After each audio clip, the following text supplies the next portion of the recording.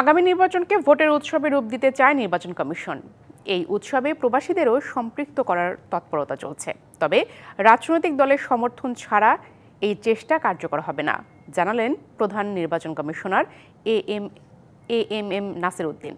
সকালে রাজধানীর নির্বাচন ভবনে প্রবাসী বাংলাদেশিদের ভোটাধিকার বিষয়ে অংশীজনদের নিয়ে সেমিনারে একথা বলেন তিনি। জাতীয় সংসদ নির্বাচনে সীমিত পরিসরে হলেও প্রবাসীদের ভোটাধিকার প্রয়োগের ব্যবস্থা করা হবে বলেও জানান সিইসি। সেমিনারে বিভিন্ন নিবন্ধিত এবং অনিবন্ধিত রাজনৈতিক দলের প্রতিনিধিরা অংশ নিয়েছেন।